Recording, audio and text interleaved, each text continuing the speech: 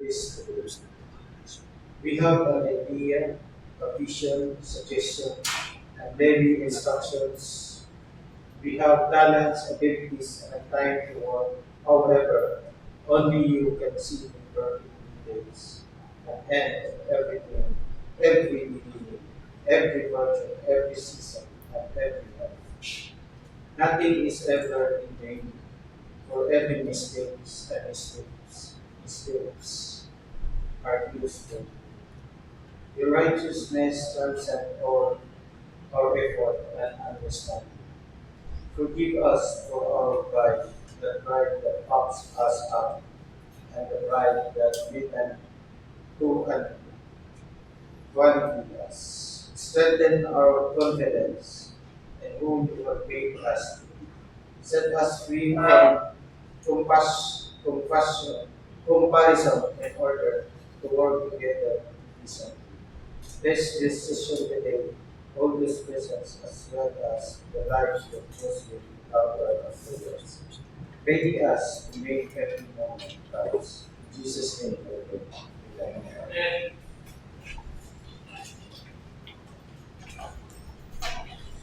Bayang mag-ibig, pelas na sinanganak, alam sa puso, sa dibdib mo'y buhay. Lupang hinirang, tulad na ng magiging, sa manlulupi. Di ka masisingin sa dagat at bundok, sa simoy at sa langit mong baghaw. May dilagang tula at awit sa paglayang minamahal. Ang kislap ng watawar, ngunit tagumpay na natinig. Ang bituing na taraw niya, kailan pa may magdidilim. Lupa ng araw ng walhati pagsinta, buhay na langit sa piling mo. Aming ligaya dapat may mga api, ang mamatay ng dahil sa'yo.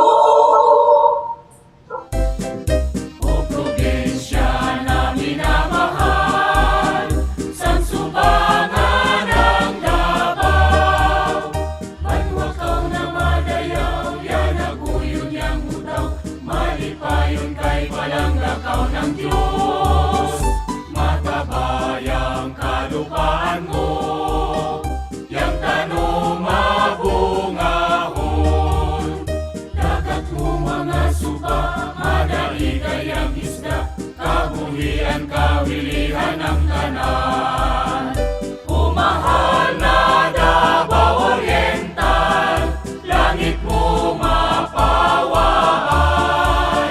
Yang kabutayan, yang kapatagan, mayaman ay magandahay. Mas tihain pa kami kumanto, kami mo uli anikan mo.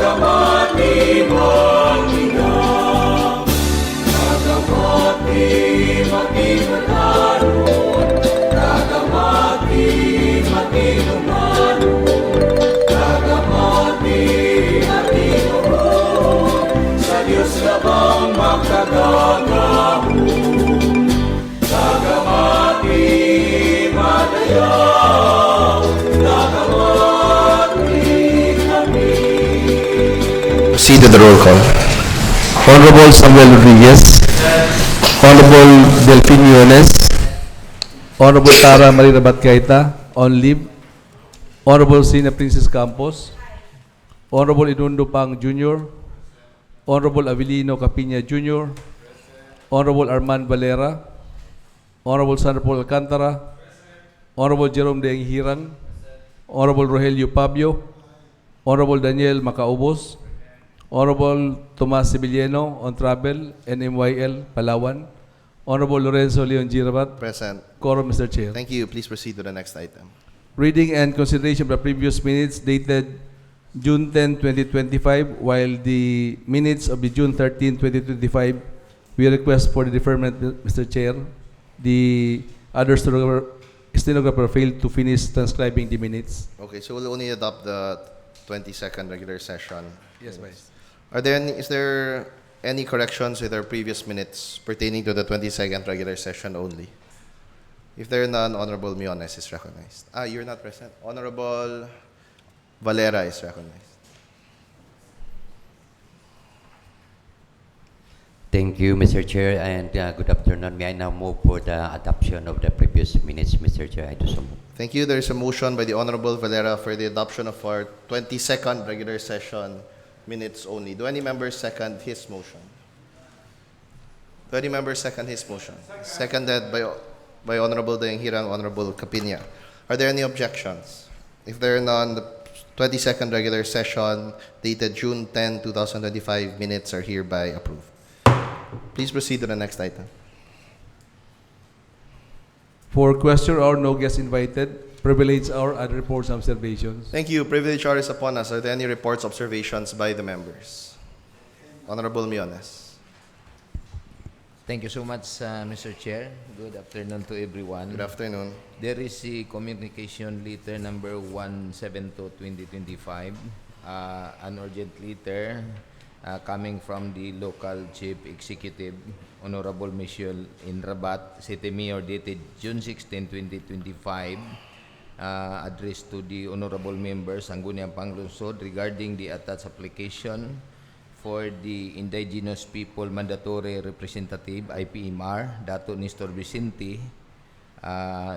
Since the letter, Mr. Chair, is included already in the committee report, the subject of this letter is already included the committee report that we are about to present today, committee report number 17. The subject is already included. We will may I request, if there is no objection, for the sake of discussion, we will tackle this matter under an assigned business just for discussion, Mr. Chair. Thank you so much. Thank you. There is a request by the Honorable Miones that Communication 172 be tackled under unassigned business without the need to suspend House rules. If there are no objections, kindly take note, Mr. Secretary. Properly noted, Mr. Chair. Thank you. Are there any more requests by the members? Honorable Capina.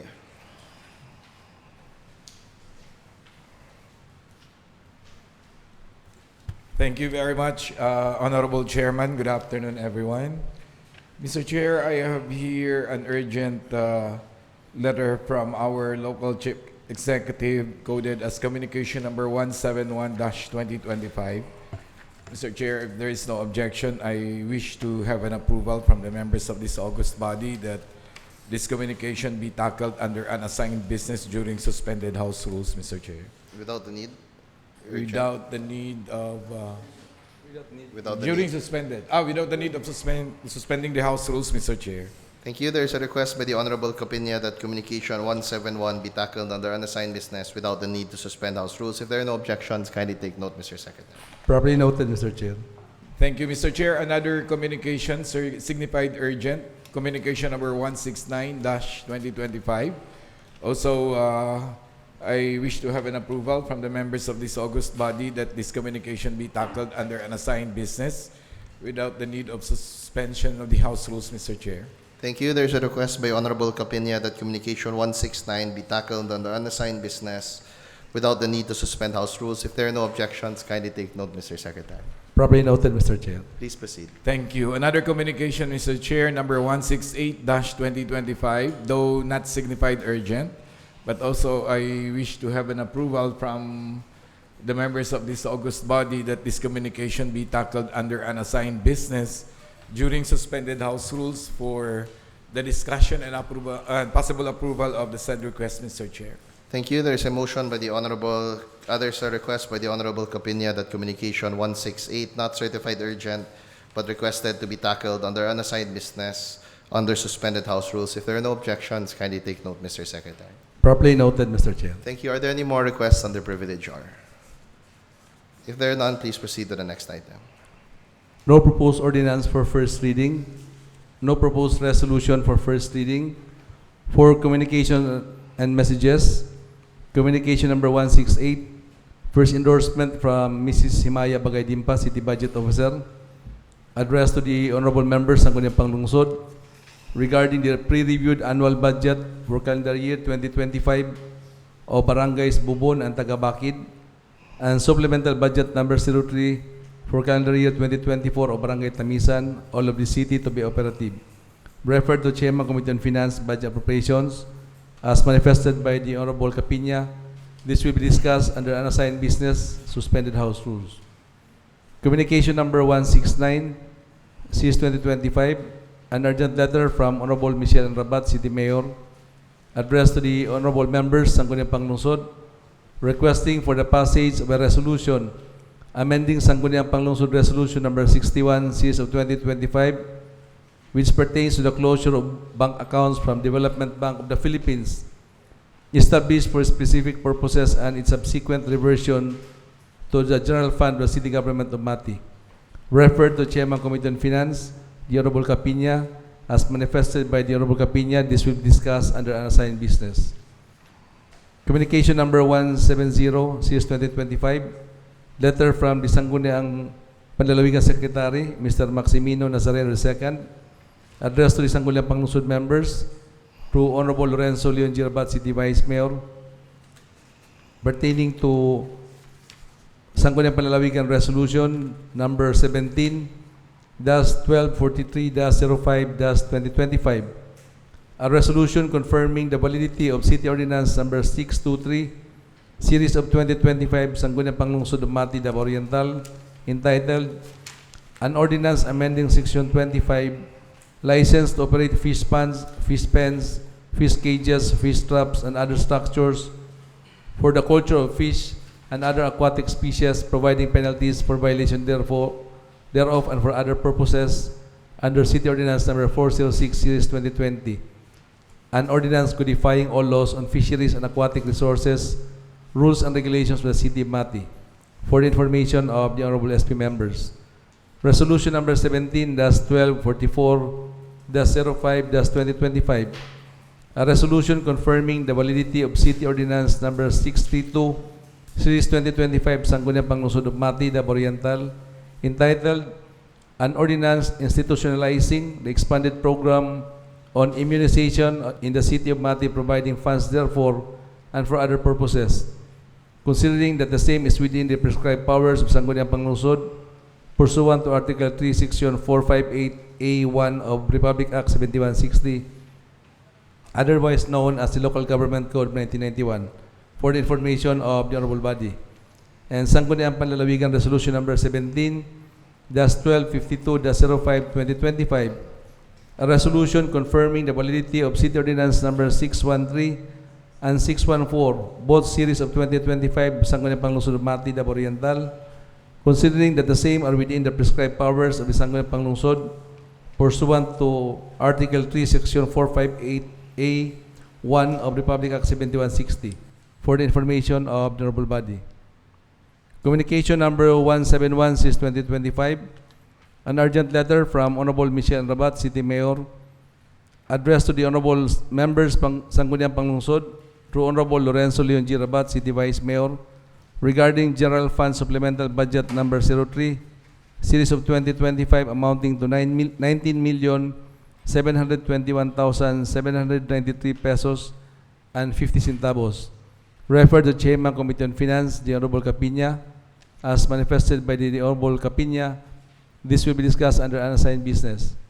And last communication, Mr. Chair, communication number 172-2025, an urgent letter from Honorable Michelle Rabat, City Mayor, addressed to the honorable members ng Kundang Panglungsod regarding the attached application for the Indigenous Peoples Mandatory Representative, IPMR, of Dato Nestor R. Vicente, referred to the Vice Chairman Committee on Cultural Communities, the Honorable Delfin Miones. As manifested by the Honorable Delfin Miones, this will be discussed under unassigned business. That's all for communications, Mr. Chair. For committee report, we have one committee report number 17 by the Honorable Delfin Miones. Thank you. Honorable Miones is recognized. Thank you so much, Mr. Chair. Again, good afternoon to everyone. On behalf of the members of the Committee on Cultural Communities, this representation would like to submit the committee report. This committee, in which the subject matter was referred to, conducted a committee meeting right after the 20th regular session on May 27, 2025 at 4 o'clock in the afternoon. Mr. Chair, just for the background, the committee received and examined the following communication concerning the appointment of the City IPMR. Number 1, communication number 110, series of 2025, endorsement of Mr. Baudilio B. Miones Sr. by the indigenous political structure of the Mandaya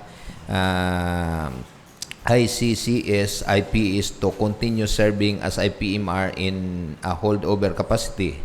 Number 2, communication 1112, series of 2025, application submitted by Dato Nestor R. Vicente for consideration as City IPMR.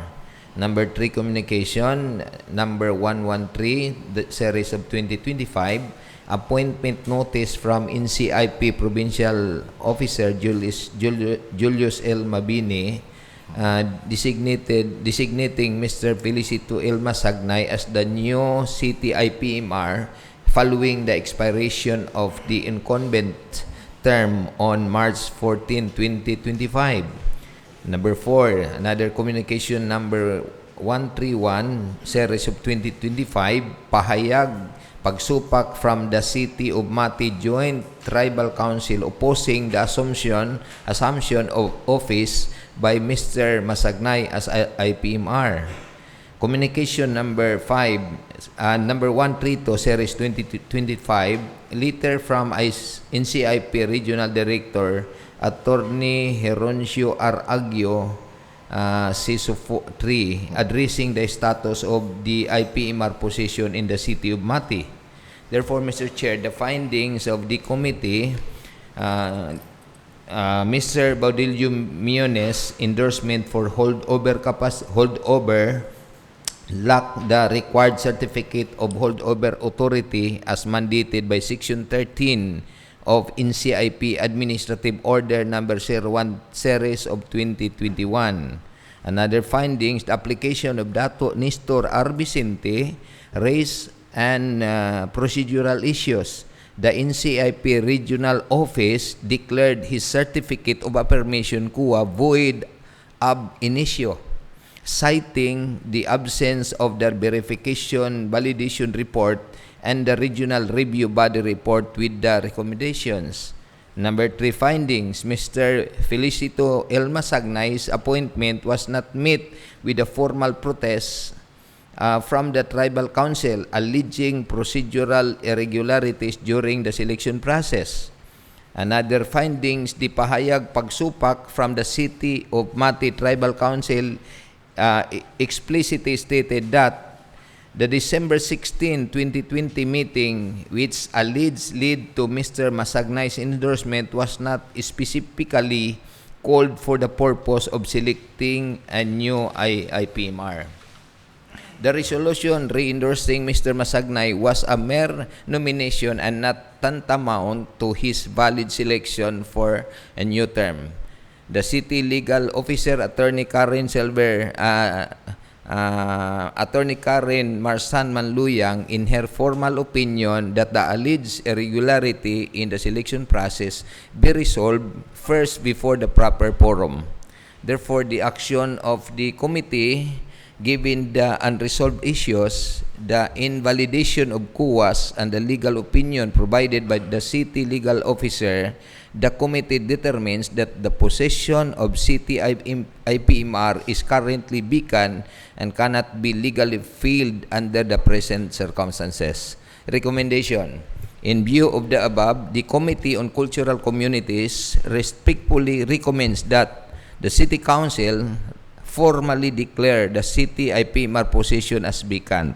Number 2, the conduct of the new selection process referred to as Balaw-Balaw be officially initiated in coordination with the NCIP and the indigenous political structure of Mandaya, ICCs, PIPS, ensuring strict compliance with legal requirements, customary laws, and the principle enshrined in the Indigenous Peoples' Rights Act, IPRA. The committee believes that initiating the selection process will restore clarity, fairness, and legitimacy in determining the right of IPMR representative of the City of Mati.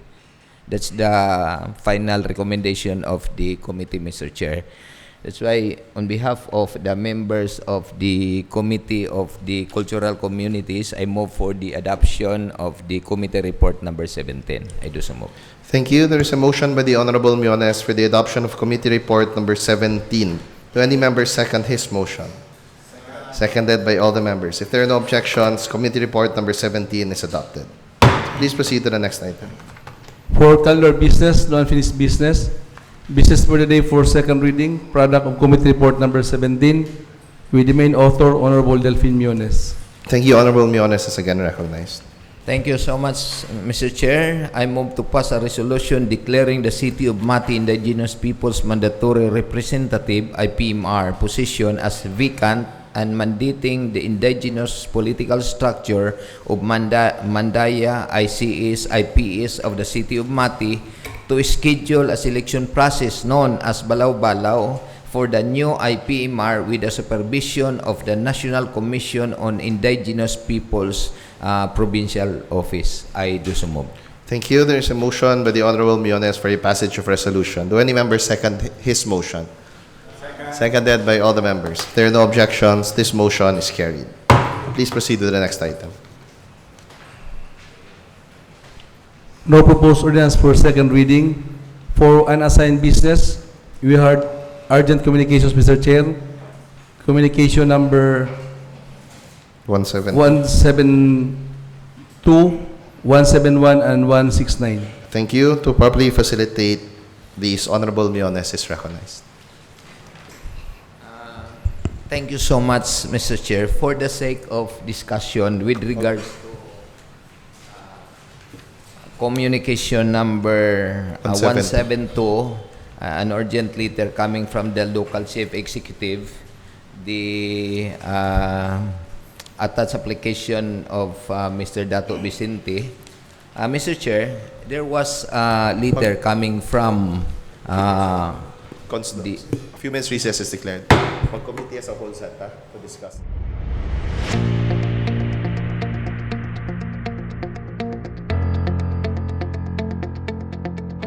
In order to address the urgent request of the local chief executive, I move for the conversion of this august body into a committee as a whole. I do so move. Thank you. There is a motion by the Honorable Miones for the conversion of this body into a committee as a whole, seconded by all the members. We are now converted into a committee as a whole. Honorable Miones is recognized for communication 172. Thank you so much, Mr. Chair. In order to inform the members of august body that March 26, 2025, there was a letter coming from the Regional Director of NCIP, Attorney Heroncio R. Agyo, CISO 3, addressed to Honorable Michelle Enrabat, City Mayor, City of Mati, through the good presiding officer, Honorable Vice Mayor Leon G. Rabat. Dear Honorable Rabat, greetings. This is with regards to the status of the indigenous people's mandatory representative to the Sangguniang Panlungsod of Mati City, Davao Oriental. The term of the incumbent City IPMR of Mati in the person of Dato Baudilio Muñoz has already ended last March 14, 2025. It can be recalled that unlikely there were 3 certificate of affirmation issued last 2022 in favor of 3 IP leaders, Felicito Masagnay, Baudilio Muñoz, and Nestor Vicente. That was in the same month, the same year. That was 2022. However, it is the stand of this label that Dato Baudilio Muñoz cannot extend his term since no certificate of holdover was issued, and no certificate of holdover will be issued in favor of Baudilio Muñoz because a holdover authority is only granted whenever the term of an incumbent IPMR expires and selection process is not conducted, thereby causing vacuum in ICS, IPS representation. Letter B. A request through community resolution is coursed through the NCIP, which the NCIP provincial office will have to validate before endorsing it to the NCIP regional office. Letter C. It is the NCIP regional office through the regional director who issue the holdover authority. A holdover cannot be granted considering that there is a valid existing certificate of a permission in favor of Felicito Il Masagnay, and which was issued prior to the issuance of the CUA used by the expiring IPMR. There is no vacuum in the position that needs to be addressed by holdover. The regional office hold no records of document pertaining to alleged certification of alleged certificate of a permission issued in favor of Dato Nestor Vicente. It was improperly issued without legal basis, and this office hereby declares that said CUA to be void ab initio and without force and effect as law sense. In accordance with IPMR national guidelines, the NCIP provincial office is tasked with submitting a verified validation report to the regional office. The NCIP regional director shall direct the regional review body to review and submit an RRB report with recommendation. The alleged CUA of Dato Vicente was issued without the aforementioned documents. This impropriety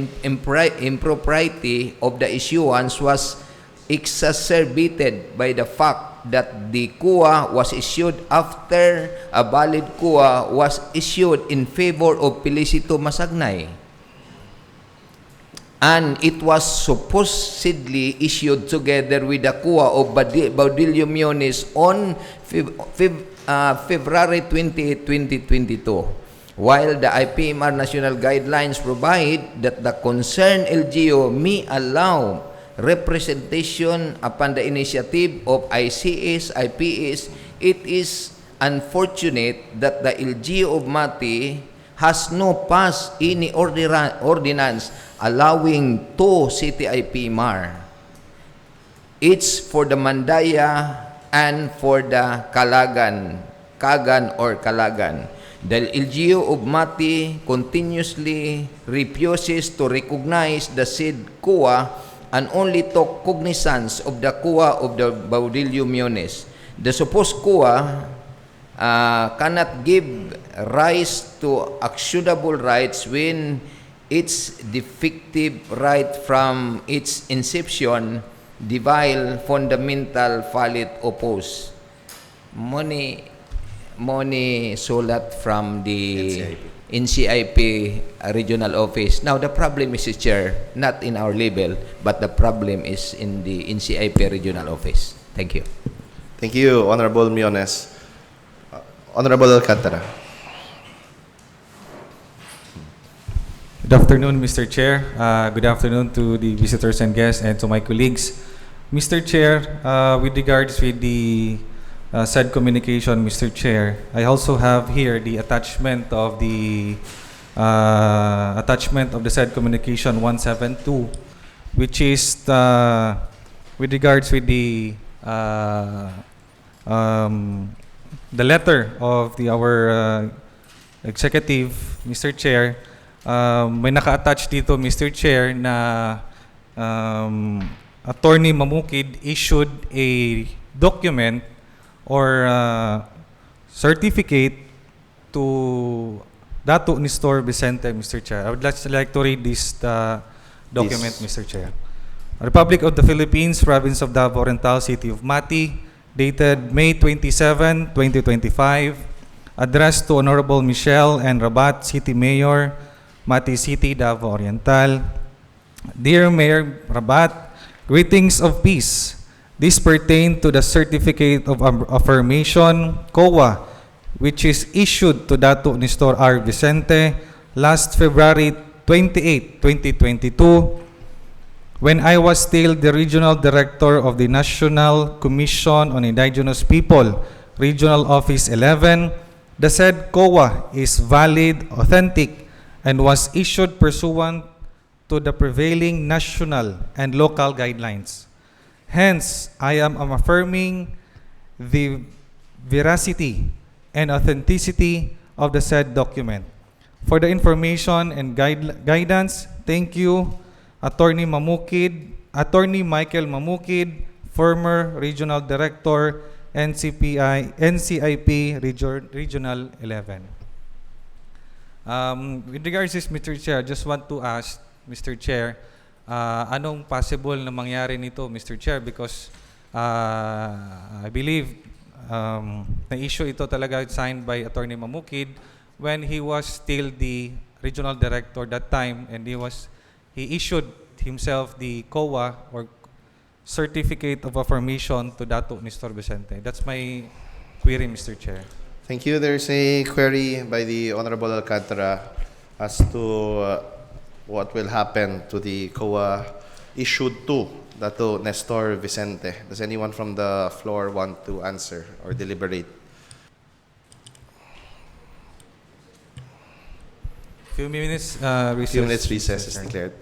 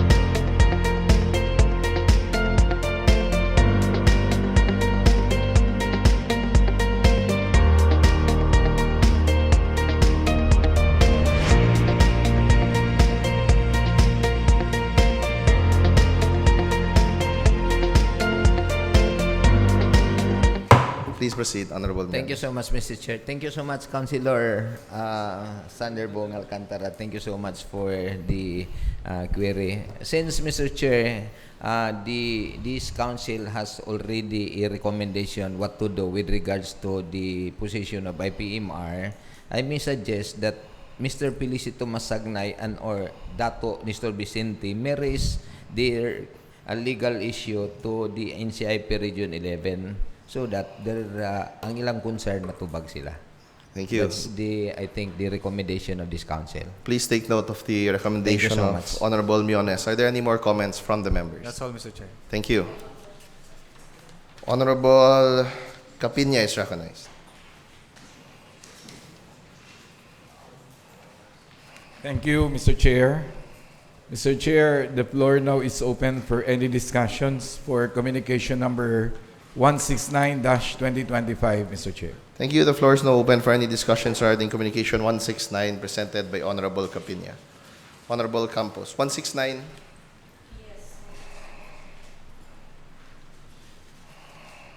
Mr. Chair, not an objection, but just an additional, because the letter from our local chief executive, our city mayor, said that she wants to amend the previous resolutions, resolution number 61 series of 2025.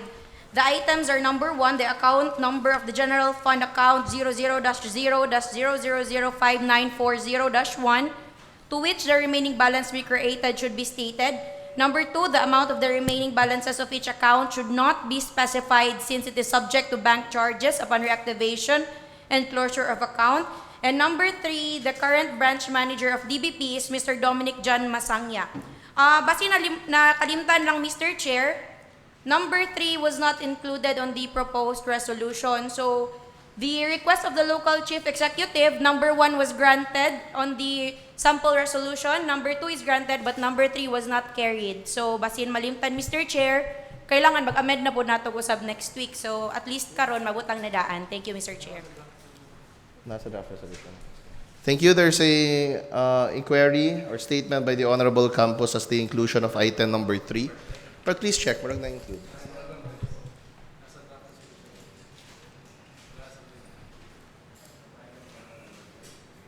Naa siya sa draft resolution, Mr. Chair, Sa last paragraph. last part. Mr. Dominic John B. Masangya, branch manager. Honorable Campos, is there more Anyway, comments? Mr. Chair, it was included on the last part of the communication, but it said in the last part of the communication that resolution be furnished to Mr. Dominic. So, it is not, guwapo sana sa number 3, ibutang nato na appeal siya sa amendment. Kaya ang previous resolution natong, resolution number 61, lahi ang nakapangalan sa bank manager. So yes, item number 3, kailangan i-amend po nato ang pangalan ni bank manager, Mr. Chair, because the last part nakabutang lang is copy furnished lang to him. Thank you, Mr. Chair. Just a technical thing na basin makakos o problema kay Bangko Bea ni Mr. Chair. Thank you, Honorable Campos. Please take note of the suggestions. Thank you, Vice. Thank you, Honorable Campos, for the observation, Mr. Chair. Noted. And are there any more queries for communication number 169-2025? Are there any more queries for communication number 169? If there are none, please proceed, Honorable Capinia. Thank you, Mr. Chair. I now move for the adoption of the committee as a whole recommendation with the observation of Honorable Campos as requested in communication number 169-2025. I do so move. Thank you. There is a motion by the Honorable Capinia for the adoption of a committee as a whole recommendation for communication 169. Do any member second his motion? Seconded by all the members. Since there are no objections, this motion is carried. Please proceed for communication 171.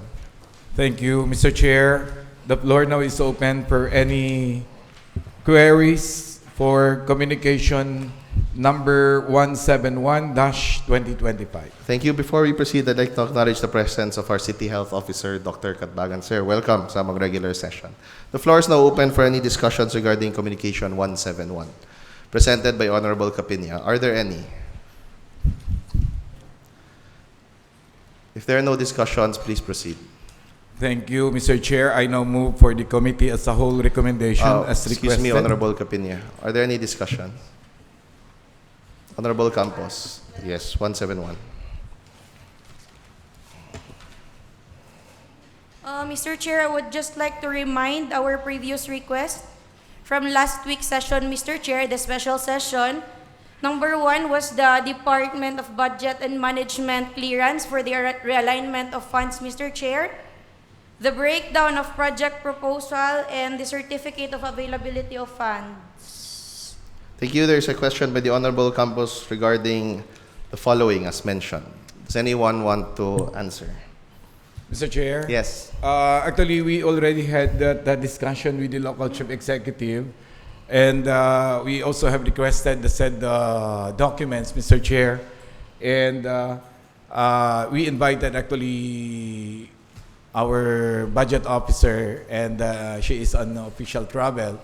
And Mr. Chair, this statement of supplemental appropriation submitted by the local chief executive is a proof of the availability of the budget, Mr. Chair, I believe, which the local chief executive earlier during our special session has explained, Mr. Chair. Thank you. Are there any more follow-up questions? Where is it, Mr. Chair? The certificate. There is a question by the Honorable Campos. Do you have any follow-up questions after that question, Honorable Campos? Just that, Mr. Chair, the certificate of availability of funds, since naa naman daw, can we have a copy? Since we requested a copy before the session, Mr. Chair. Okay, there's a request by the Honorable Campos. Mr. Chair, again, we already have requested the budget officer for the certificate of availability of funds, but then our office of the budget officer is on official travel for today, but she already had said nga at pwede niya mahatag ang request ni Councilor Campos na certificate of availability of funds, Mr. Chair. Thank you, Honorable Capinia. Mr. Chair, for the record, basically wala ang certificate of availability of funds. So, lain pod kung pa-aproban ni daan karon ng supplemental budget, and then ang availability of funds nga gi-request na mo last week pa, ay pa niya ihatag pagbalik pa niya sa trabaho kung nag-leave siya. Again, Mr. Chair, dili man tasupak sa pagpasa ani nga supplemental budget, labi na maayo kaayo ang kapadulngan ani nga budget. Labi na most ani nga projects padulong sa atong health fund, which is ato ang city health nga program sa Mati. Maayo gyud unta kayo ang kapadulngan. Pero again, Mr. Chair, under our local government code RA 7160 section 336, no appropriation or ordinance shall be passed without a certification by the local treasurer or by the accountant or budget officer that the funds are available or are estimated to be available to account for the expenditures. So, hadlok kayo, Mr. Chair, no? Kung ipasa na to ni karon niya, wala dahil mo'y proof nga naa ang kwarta. Wala man sa nagduda. Ay, nagduda gyud ta. Karapatan po nato siguro nga magduda kung naa pa ba gyud ang kwarta. Ug mao nga atong ginapangutana karon. Kung ma-prove nga naa or wala ang kwarta, at least na certificate of availability of funds to avoid pod nato nga makasuhan pod ta og criminal case, technical malversation na nasa atong revised penal code. Dili lang na siya basta-basta. So, mao to ang among request, Mr. Chair, ang paggamit sa supplemental budget wala tay problema. Gamit sa ato ang TB, gamit sa atong maternity package, gamit sa ato ang animal bite sa mga napaakan og iro-iring unsa pa.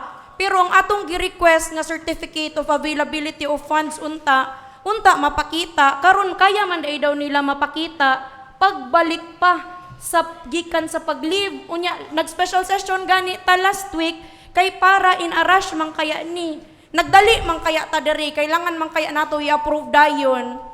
Pila na may pagpirma sa certificate nga naa gyud diha ang kwarta in the first place. Dili ka abot og isa ka adlaw nga mo certify lang ka nga yes, buo pa ang kwarta, naa pa diriya, wa pa nabawasan, wa pa nagastuhan. Kung karon manggod sa ingon sa atong proponent, Mr. Chair, nga muhatag lang sila og availability of fund, human na pagpasa ani. I don't think it is the right process, and maliban sa I don't think it is the right process, Mr. Chair, it is illegal in nature and labag sa ato ang balaod sa ato ang not only sa atong syudad but the entire Philippines, Mr. Chair. Honorable, thank you. Please take note of the comments of Honorable Campos. There's not a motion yet for the adoption of a committee as a whole. You may object later on, Honorable Campos, when the motion. It's not my objection, Mr. Chair. It's my discussion. We are discussing and I'm waiting for the response, Mr. Chair. Does anyone want to comment on the statements of Honorable Campos? Mr. Chair. Yes, Honorable Capinia. And I request a few minutes to recess, Mr. Chair. Recess is declared.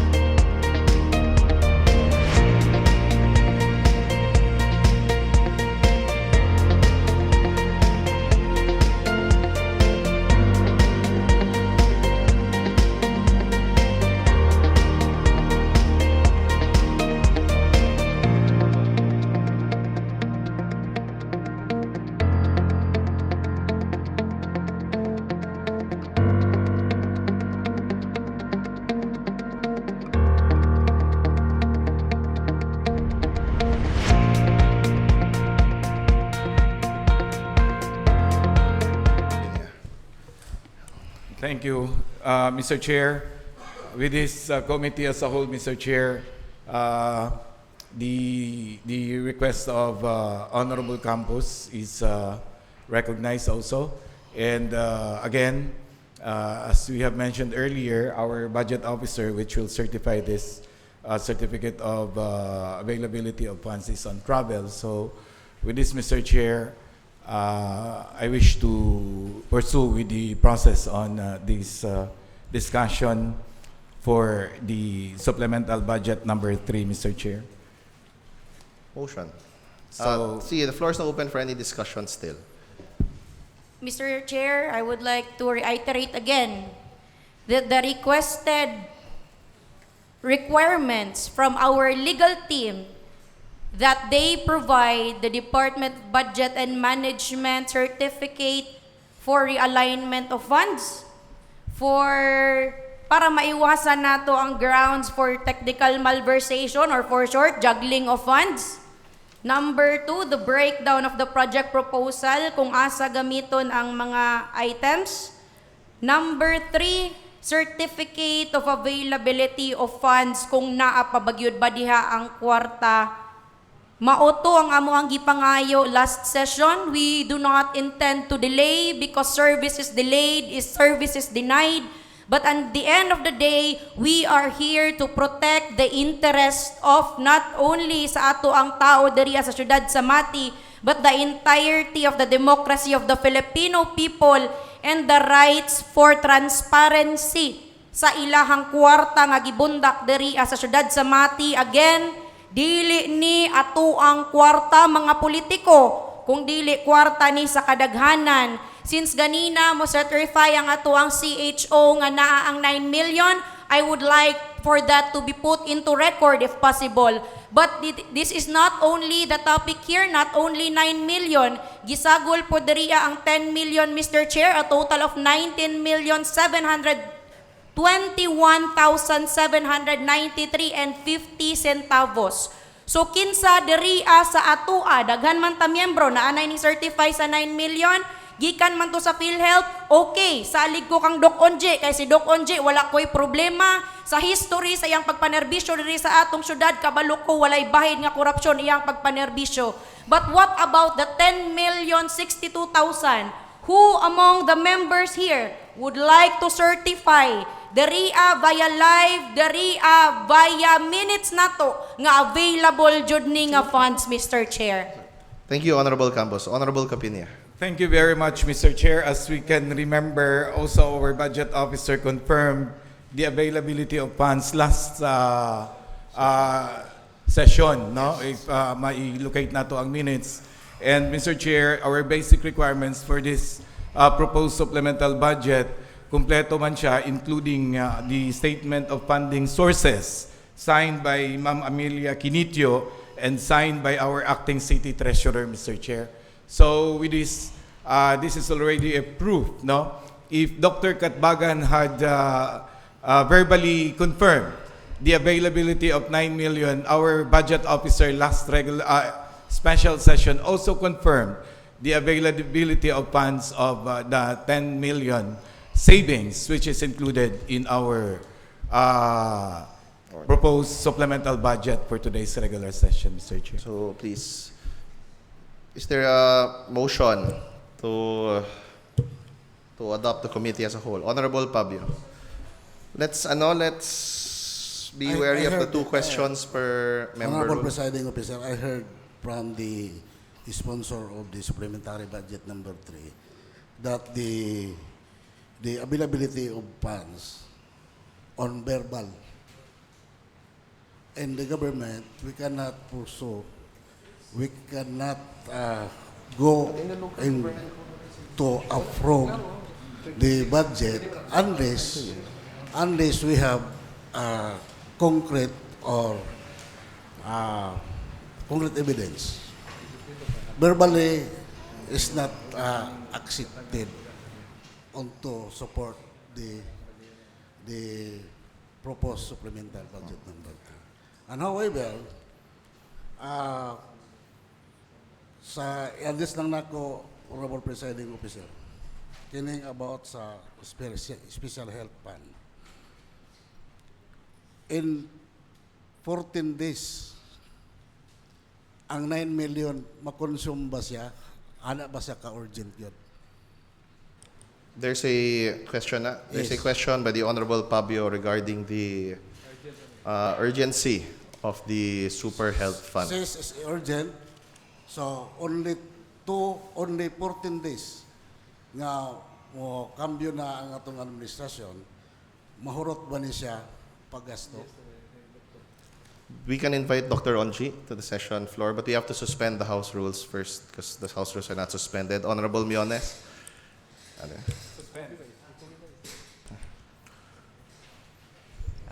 In order to give way to our guest, Mr. Chair, I move for the suspension of the House rules. I do Thank so. you. There's a motion by the Honorable Miones for the suspension of House rules. Do any members second this? Klaro ta. Seconded? House rules are suspended if there are no objections. May we invite Dr. Onji Katbagan to the session floor.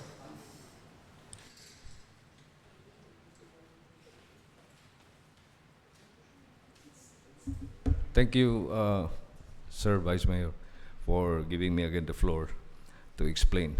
Regarding the query of the Honorable Councilor, Pabio Committee on Health, the 9 million, sir, is has ginatawag natong sense of urgency because in the first few months of this year, our regular fund has not been really been utilized, meaning ang atong regular budget naga-incur o payables pasabot ana, naga-budget ta sa gikan sa atong regular fund pero dugay ta mabayran.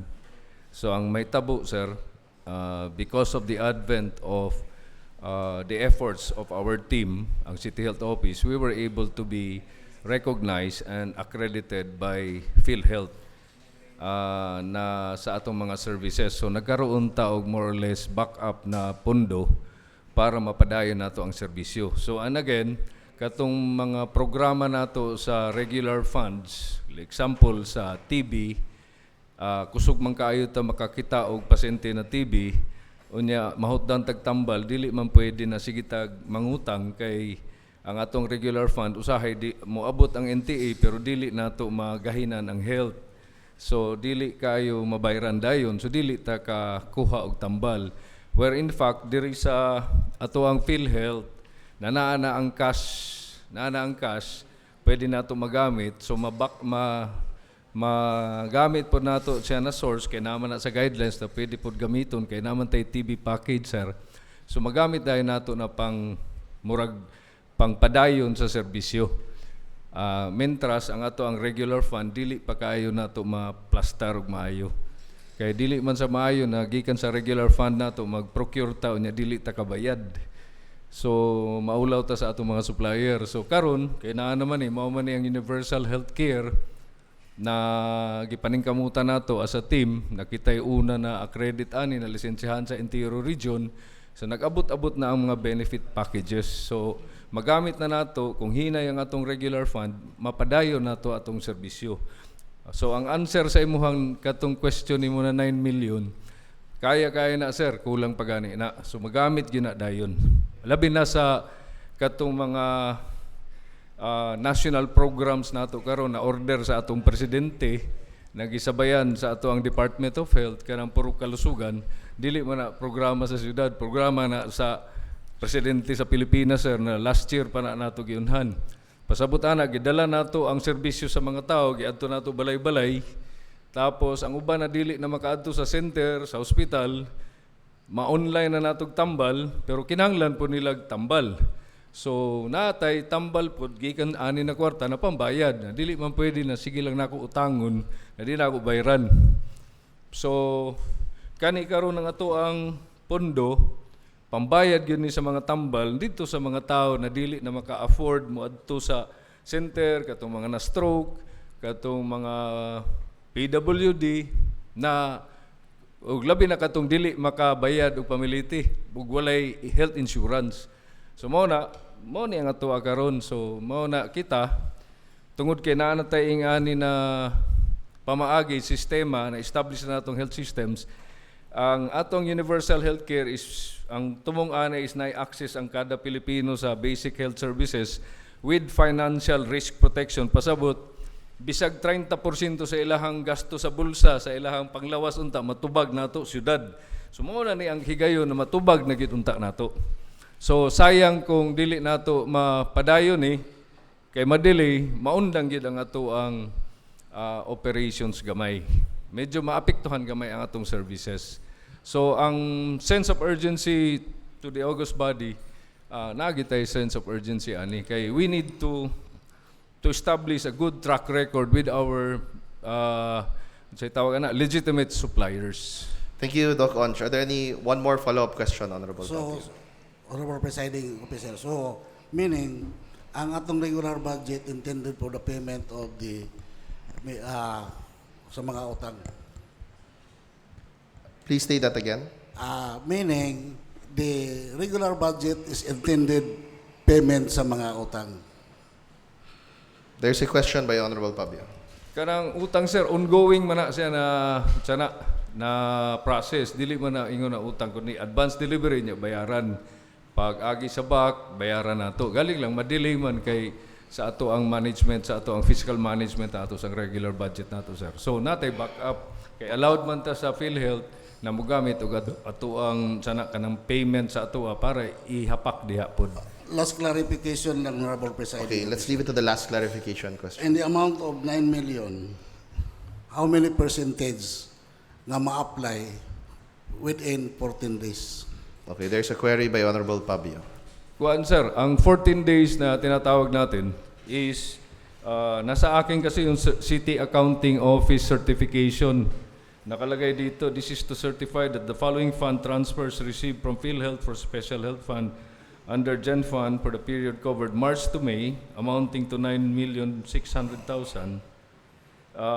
certified na nandito yung pera sa City Accounting ang nagatag. So, katong 14 days, sir, once na ma-aproba nato ni sa tabang ninyo, naka-ready na po ang papeles na makadaga na. I-prepare na mo tanan para mudaga na. Pag abot sa 14 days, sir, ang pag-process man sa papeles is siyempre mudaga na sa usual procurement process. So, dili na 14 days. Pero at least makadaga na. Kunya katong mga supplier po, makabalo na sila na naana ang kwarta, available, cash backup and everything.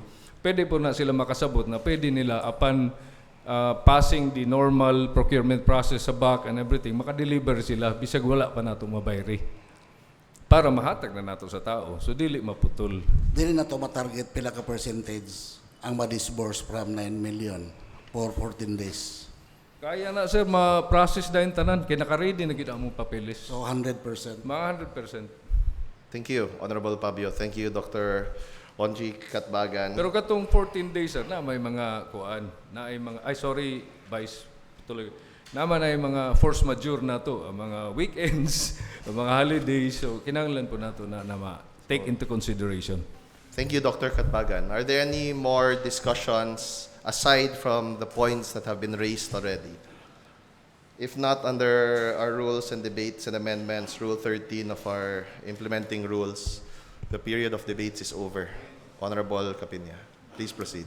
Thank you, Mr. Chair. Mr. Chair, I now move for still suspended. Pwede ta mag-proceed even if it's suspended? Pwede ta mag-proceed. Thank you, Mr. Chair. I now move for the adoption of this committee as a whole recommendation with the observation of Honorable Campos, Mr. Chair, to be recorded. And I now move for its adoption, Mr. Chair. I do so move. Thank you. There's a motion by the Honorable Capinia for the adoption of a committee as a whole recommendation for Communication 171. Before I ask who's objecting and who's discussing,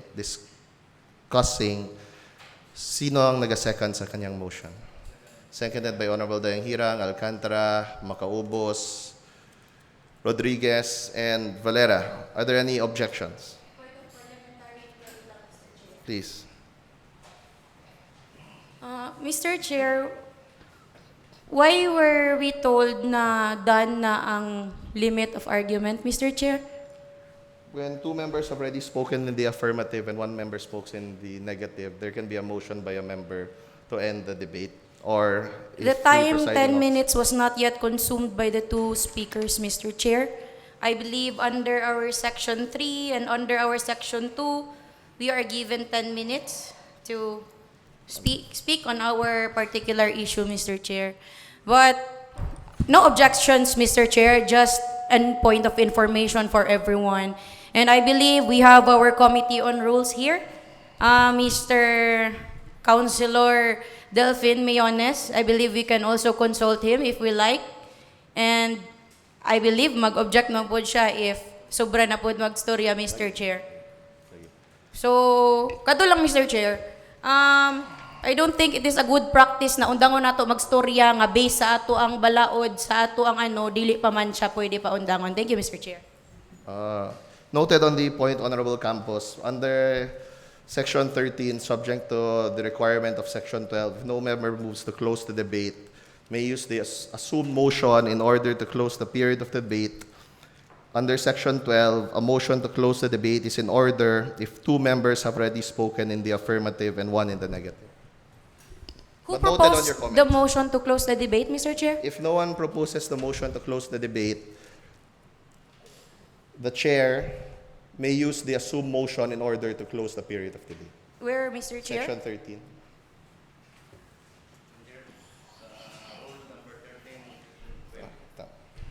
And I Thank think you, Mr. Chair. the chairman and committee on rules also knows about it. Yes, But Mr. noted Chair. on your comments, There is a motion to close the debate, but it was not voted upon, Mr. Chair, for clarification and records purposes. Thank you, Mr. Chair. Thank you. Please take note of the comments of Honorable Campos. Anyway, are there any objections to the motion of Honorable Capinia? Further discussions? It's in our rules that you have to vote yes or no. But since there are no objections, okay. Honorable Campos.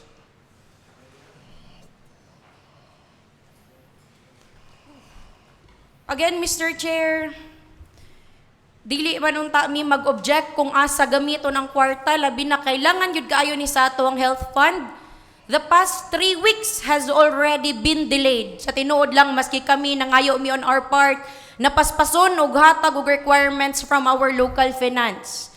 Pero until now, 3 weeks, this is our 3rd session, nag-special session na ta, nag-session pa ta before that, wala gihapon na comply ang gi-require from our legal team, which is the DBM budget for the realignment of funds for the grounds of technical malversation, Mr. Chair, juggling of funds. Number 2, the requirement for the availability or certificate of availability of funds. And then, the other requirement, the 3rd one. So, I rise today, Mr. Chair, dili unta sa pag-object kung asa gamiton tong 9 million kay naaman si Doc Onje diri. Pero kadong appeal nga gipilit sa 9 million nga 10 million nga walay nag-certify sa atua kung available pa ba na kwarta. Hangtod karon walay ning sulti, walay papilis nga gihatag nga available pa na nga kwartaha nga pwede maggamit o pwede ma-utilize. And until we have that clear certificate of fund availability for proper authorization, Mr. Chair, maybe from the local treasurer, from the accountant, we cannot, in good conscience, na aming mga konsensya, nga mag-approve ani nga supplemental budget. Again, walay DBM clearance, walay availability of fund, kabalumang ko, minadalian ni. Pero again, nagdali man kaya tadiriya, pero ngano 3 weeks na ang miagi, wala mo'y gihatag nga certificate of availability of fund, nag-leave ko no ang ato ang official. 3 weeks ang miagi. I think 2 days pa man siguro nag-leave.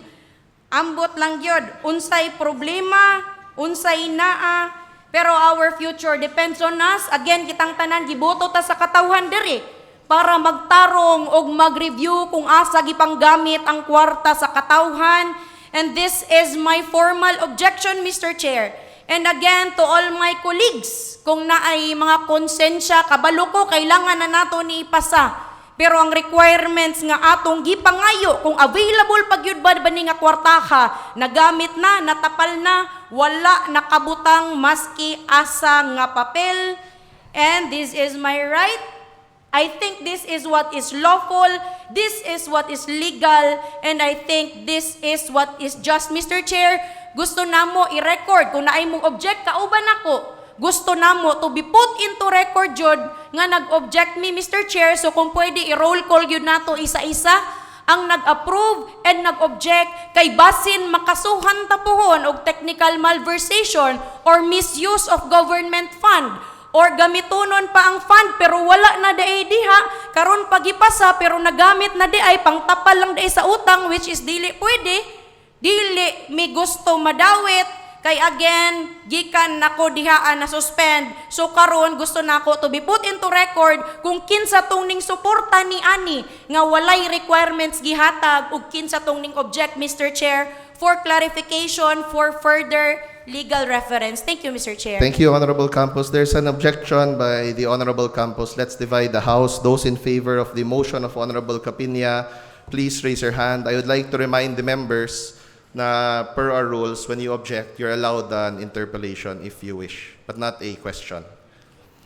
Those in favor of Honorable Capinia's motion, please raise your hand. Please take note, Mr. Secretary. Honorable Valera voted for the measure. Honorable Alcantara, Honorable Dayang Hirang, Honorable Capina, Honorable Macaubos, and Honorable Rodriguez voted for the measure. Thank you. Those who are objecting the measure or voting not in favor. Honorable Pang, Honorable Fabio, Honorable Miones, and Honorable Sena objected to the measure. Thank you. Motion is carried. Does anyone want to interpolate? For exception. Honorable Fabio, Honorable Miones, Honorable Pang. Point of inquiry only, Mr. Chair. I'm not well versed regarding this since I am not yet the Committee on Rules, but I would like to ask our Committee on Rules, since it is an approval of a supplementary budget or appropriation, Mr. Chair, does how many ganitong nag-vote for yes?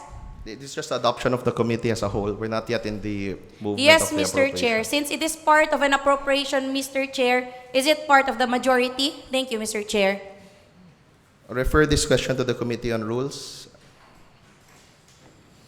Thank you so much, Mr. Chair. Under the Local Government Code of 1991, Republic Act number 7160, Section 54C, provides that the Sangguniang concerned shall act the ordinance or resolution within 30 days from its submission. Otherwise, it shall be deemed approved.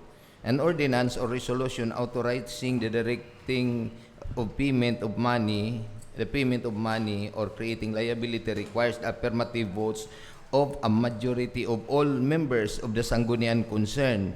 This includes ordinances which authorize the allocation of funds and thus involve the payment of money or the creation of liability. Key points. Majority of all members means a majority of the entire membership, including ex officio members and not just those physically present. If the Sanggunian, for example, 10, at least 6 affirmative votes are needed to validly pass an appropriation ordinance.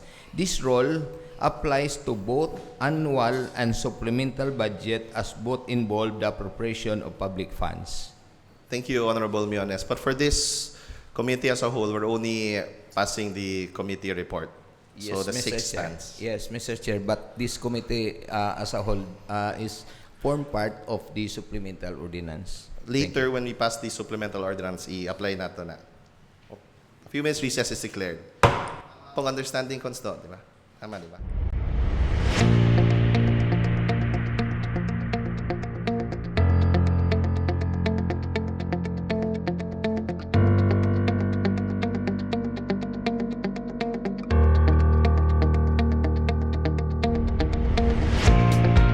Resume. We are still in a committee as a whole. Honorable Miones is recognized. I-lift po nato ang House suspension. I of House. move for the lifting of the suspended House rules and move also for the motion for the conversion of the Sugos body back to plenary. I do so. Thank you. There's a motion by the Honorable Miones for the conversion of this body back into plenary as well as the lifting of suspended House rules. Members to second his motion. Seconded by all. Suspended House rules are now lifted and we are now back into plenary. Let's first move for resolution under communication 169. 169. Honorable Capinia, 169 Santa. Then let's recess again.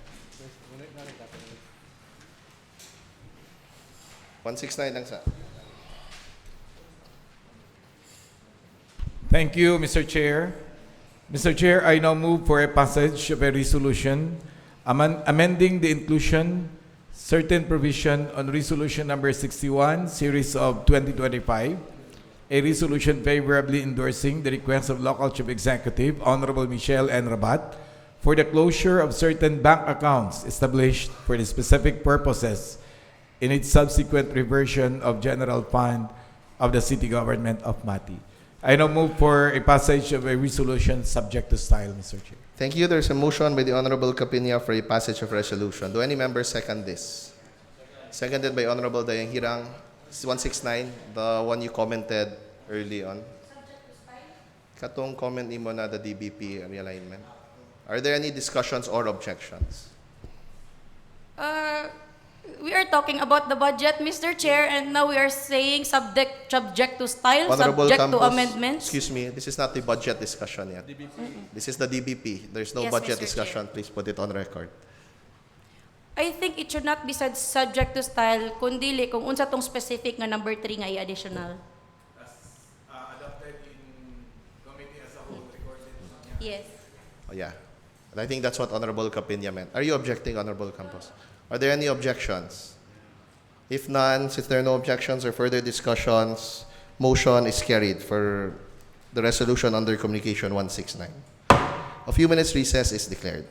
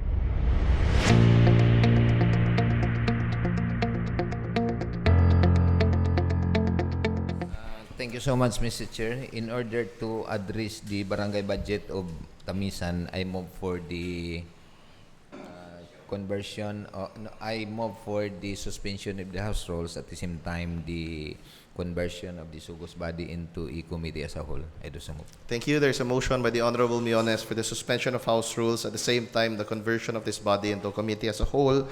Seconded by all the members. House rules are now suspended. We are converted into a committee as a whole, and Honorable Capinya is recognized. Thank you, Mr. Chair. Mr. Chair, members of this august body, the floor now is open for discussions with regards to communication number 168 that pertains to the barangay budget of Barangay Bubon, Barangay Tagabakid, and Barangay Tamisan. Thank you. The floor is now open for any discussions regarding the following as presented by Honorable Capinya. If there are none, please proceed. You may lump sum the passage. Thank you, Mr. Chair. I now move for the adoption of the committee as a whole recommendation as requested in communication number 168-2025. I do so move. Thank you. There's a motion by the Honorable Capinya for the adoption of a committee as a whole recommendation for the said communication. Do any member second his motion? Seconded by all the members. Since there are no objections, these motions are carried. Honorable Miones is recognized. I move for the conversion of the Sugos body back to plenary. Thank you. There is a motion by the Honorable Miones for the conversion of this body back into plenary, seconded by all the members. If there are no objections, we are now back into plenary. Honorable Capinya is recognized. Thank you, Mr. Chair. With your permission, I have to pass these three resolutions, Mr. Please lump sum. Thank you. I now move for a passage of a resolution declaring the annual budget for year 2025 of Barangay Bubon, this city, to be operative. I now move for a passage of a resolution declaring the annual budget for year 2025 of Barangay Tagabakid, this city, to be operative. I now move for a resolution declaring supplemental budget number 3 for year 2024 of Barangay Tamisan, this city, to be operative. Mr. Chair, I now move for the passage and approval of the three resolutions. I do so move.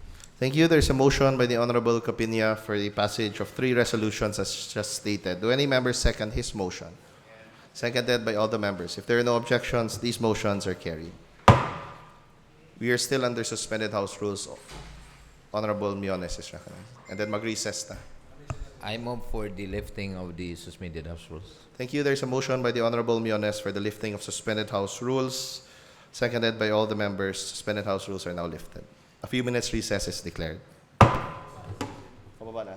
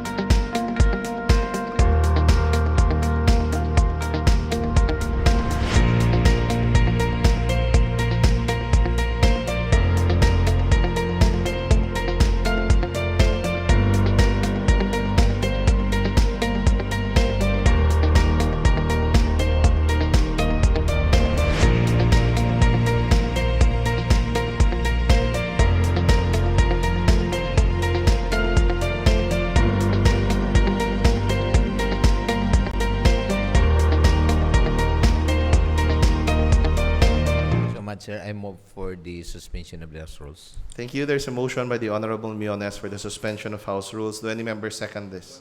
Seconded by all. If there are no objections, the House rules are now suspended. We have our resource person from the DLG, Sir Jem, is here today because there's a point of clarification raised during our regular session on the voting requirement for supplemental budgets. Sir Jem, may we invite you to the session floor?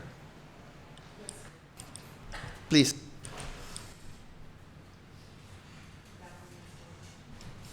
Good afternoon, sir, and good afternoon to the rest of the members of the council. May hapon. May hapon. Maayong hapon. May hapon, sir. As to the query on, I would like to know what is the particular concern. Honorable Miones, For- if you would. Kung concern that you raised a while ago.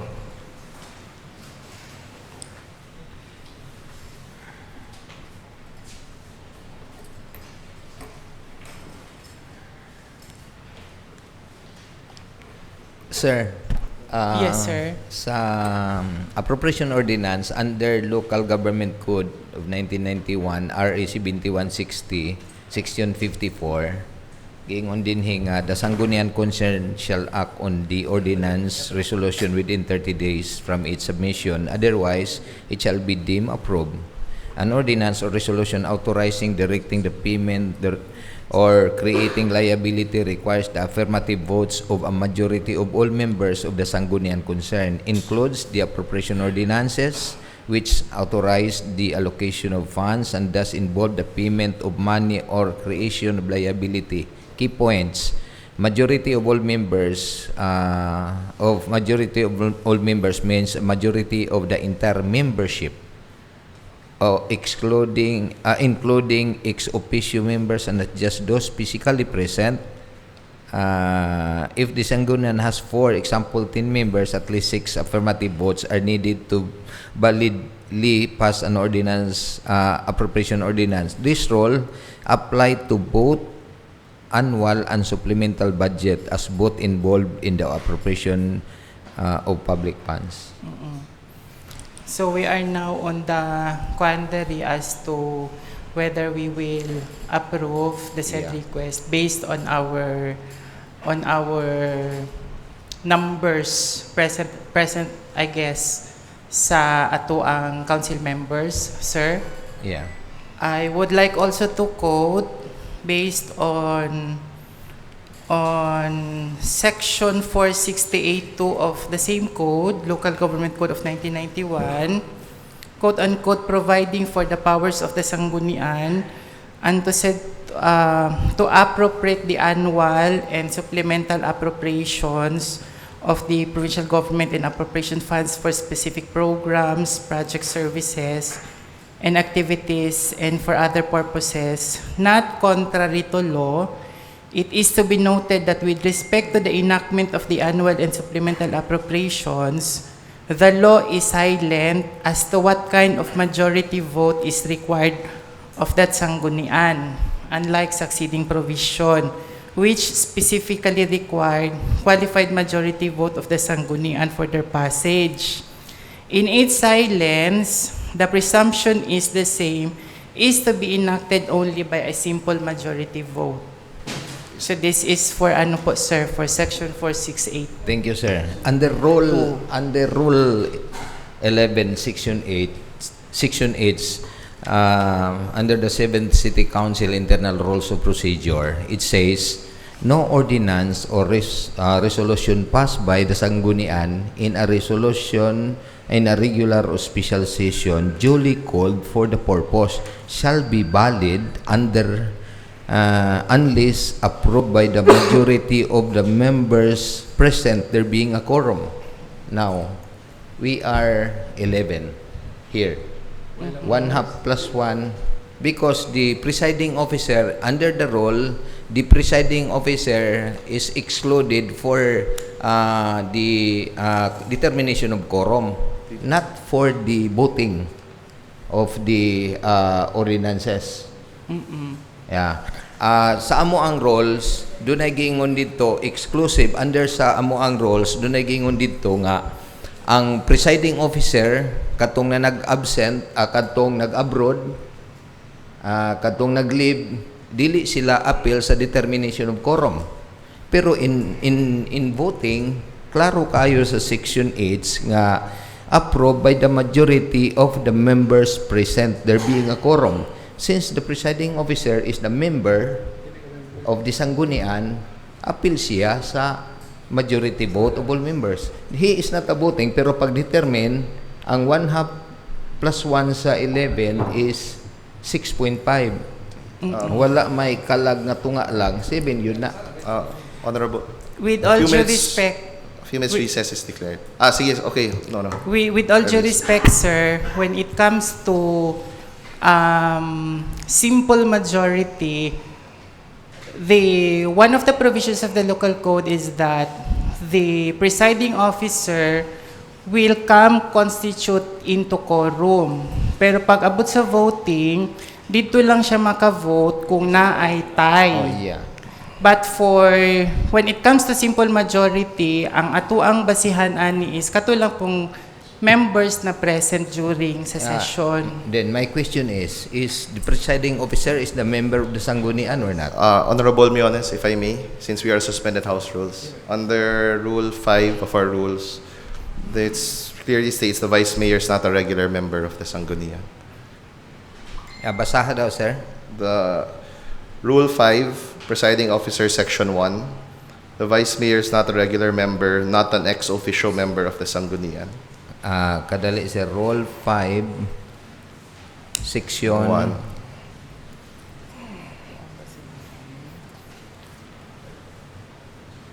Ang sagot to? Rule 5, Section 1, the last paragraph. Ang sa'yo nakabutang diya, sir? Sige, pakipasa SPSEC.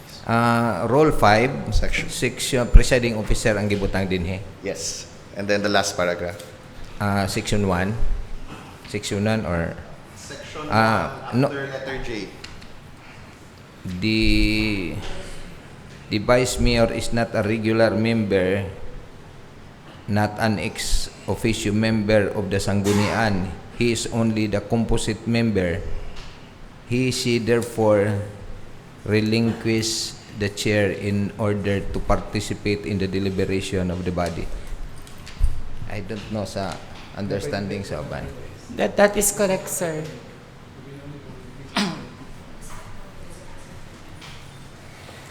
Yes po.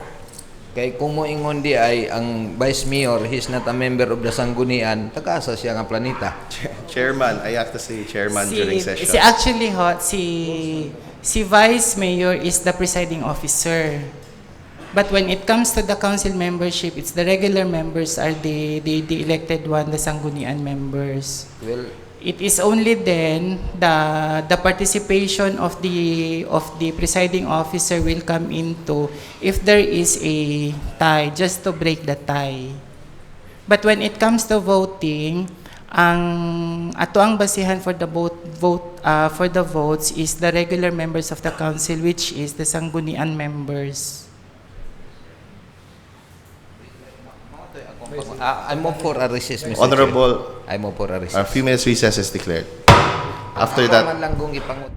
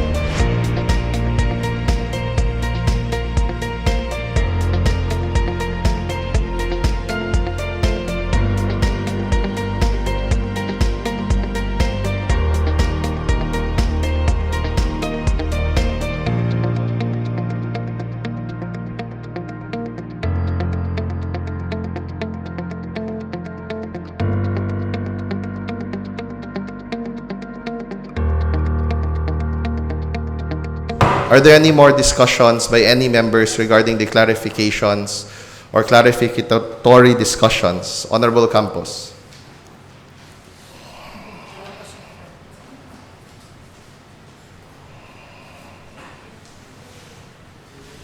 An objection, Mr. Chair, just a clarification.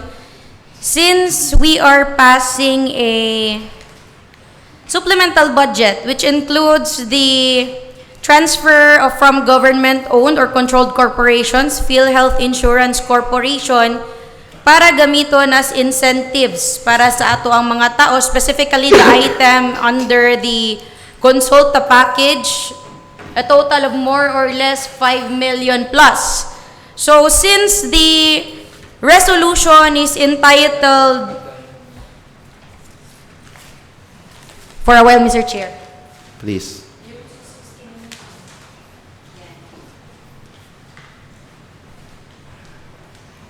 Since the resolution of our good Committee on Health and Sanitation, Mr. Rogelio Pabio, the resolution approving the sharing of first patient encounter incentives for healthcare workers from PhilHealth Consulta Package Capitalization Fund.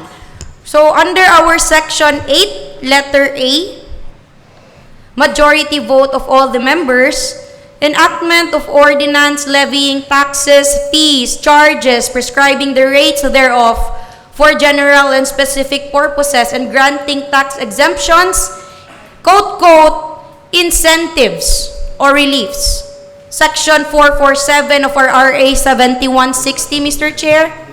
It constitutes of the majority vote of all the members, Mr. Chair. So that is an inquiry, Mr. Chair. Sige, there's an inquiry by the Honorable Campos regarding Section 8, Letter A, the enactment of ordinances levying taxes, fees, charges, prescribing the rates therefore, and specific purposes, and granting tax exemptions, incentives, or release. If it is included under the majority vote of all the members, if the ordinance is included in the majority vote of all the members, tama ba yung question mo, Honorable Campos? Actually, it is included in our IRP, good Yeah. Mr. Chair. So now my question is, sundon ba nato ni? Since incentives man siya, Mr. Chair. Okay. A few minutes recess is declared. Ang question ni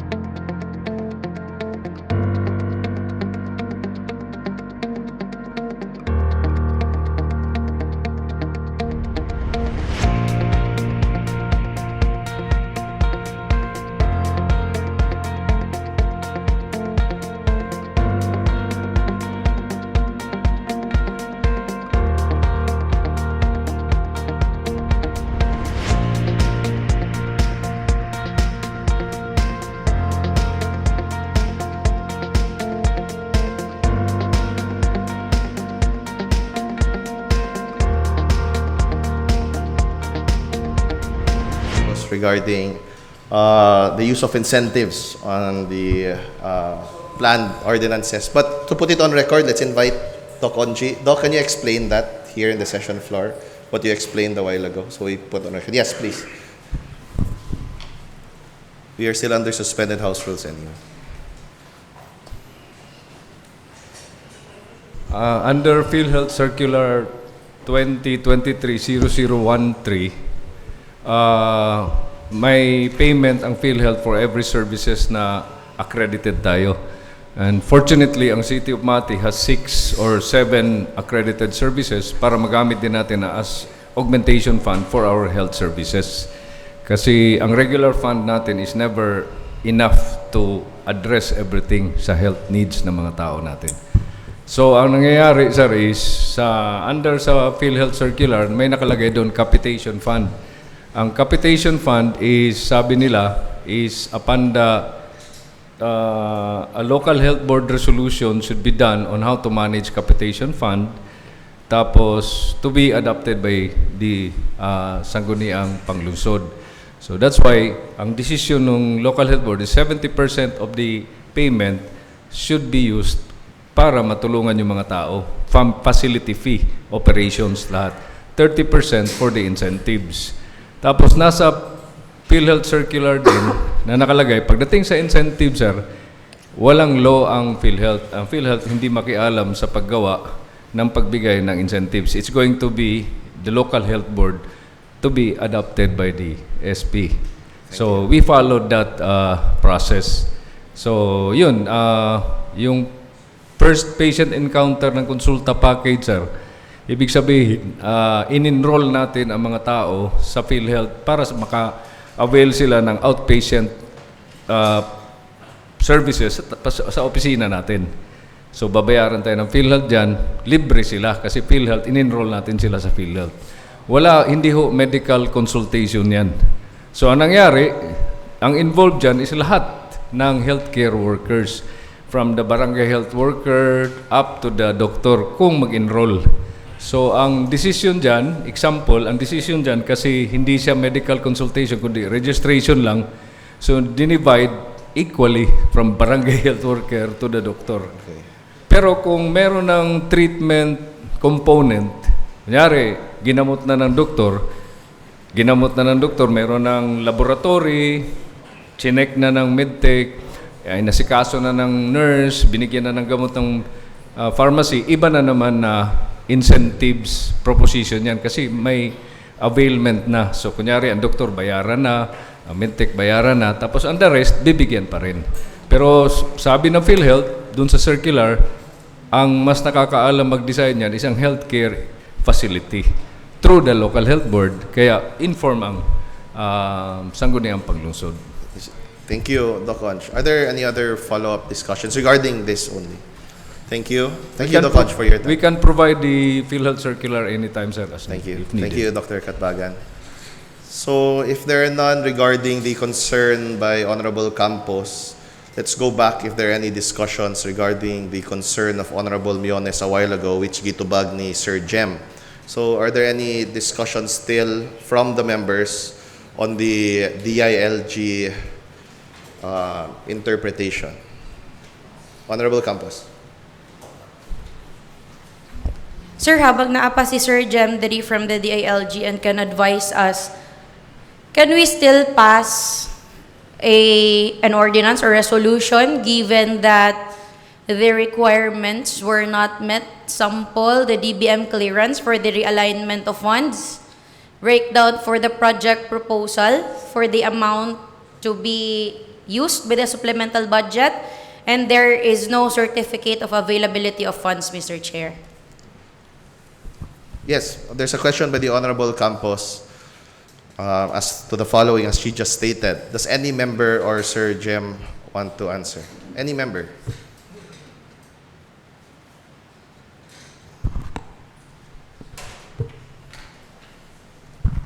Good afternoon. I would just like to clear if the proposal, you want the support if there is an available fund for that particular matter.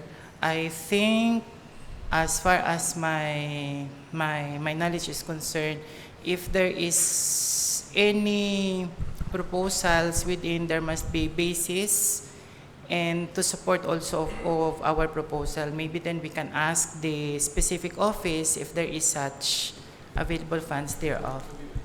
Thank you, Sir Jem. A few minutes recess is declared.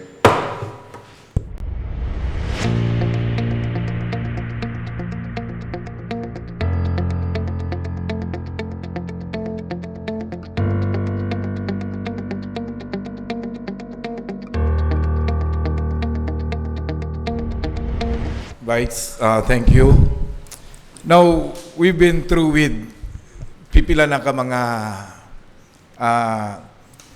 supplemental budgets, no? And ang ato ang supplemental budget nga na-approve dinhi will be reviewed at the Sangguniang Panlalawigan. Sa ato ang nahibalan, the basic requirements of passing a supplemental budget is a certification of availability of funds, which I believe kaning gigunita nato. Ang certification of availability of funds nagagikan sa ato ang city treasurer. Nga nagtuo ko, this is a proof nga naay available funds kaning statement of funding sources for supplemental budget number 3. No? Savings gikan sa ato ang na-approve nga Resolution 134 Series of 2025 in the amount of 10,062,220 pesos.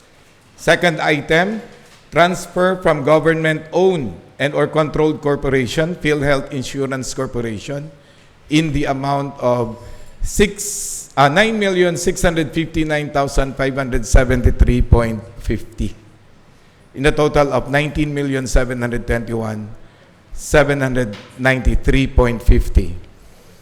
Second requirements is the supplemental AIP, which we adopted last special session, June 13, 2025. And another basic requirement is the transmittal letter from our secretary to the Sanggunian. And then after ni Ana is i-review ang budget sa Sanggunian. Ang approved nato nga reviewed budget for supplemental will be reviewed also sa ato ang Sangguniang Panlalawigan. And pagkatapos ni Ana, diha na magpasok ang ato ang DBM kung ning align ba siya sa ato ang national program, sa ato ang national government. Dili ang in my own understanding, dili requirement ever since naatay supplemental budget, wala ta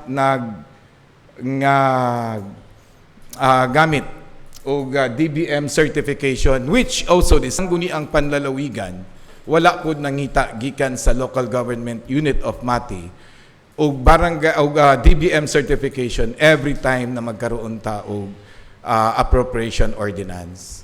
So, Mr. Chair, being the chairman of the Committee on Finance, I paid respect to all the members of this august body.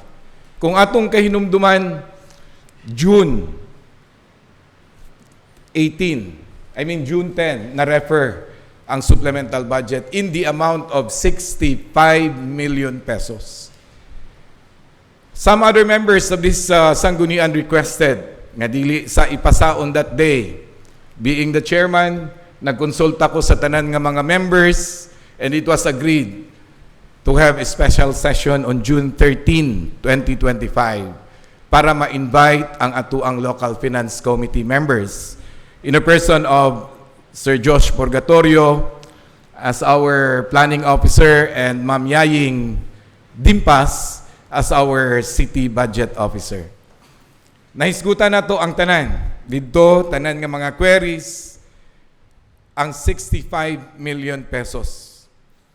Until naabot ta sa point nga other questions, gipangutan na ang local finance committee, ang 46 million ba kung atong i-appeal sa supplemental budget, magamit ba within the month of June? And according to our personnel from local finance committee, dili magamit. As requested, gi-request sa uban members sa atuang Sanggunian nga dili na lang i-appeal kay di man gihapon magamit by the month of June. Gi-identify na lang nato ang mga importante nga magamit for this month sa June. Ning come up ta sa pagsabot nga dili na i-appeal ang 46 million. If I can still remember, it is Councilor Roger Pabio ang nagmanifest nga ingon siya kung pwede ang 9 million na lang nga sa health ug ang 10 million nga sa savings as per Resolution 134 ang ato ang pasahan ug supplemental budget nga makaschedule today.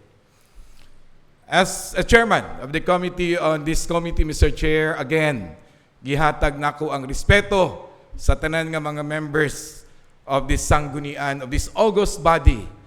Nagkasinabot ang tanan nga mauna to ang ato ang dapat buhaton.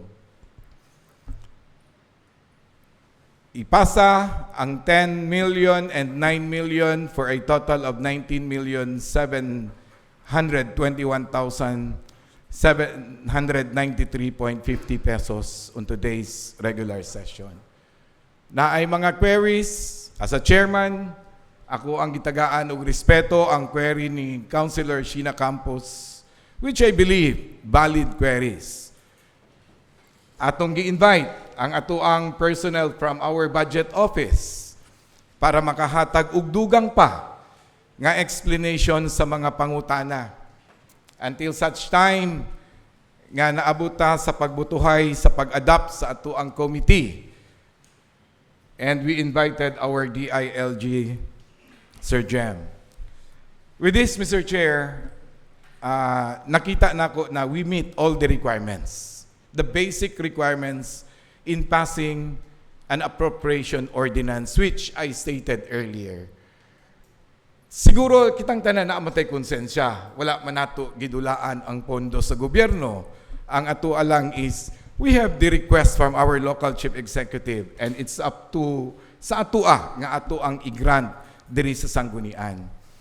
Being the chairman again, I will lay down the card, no?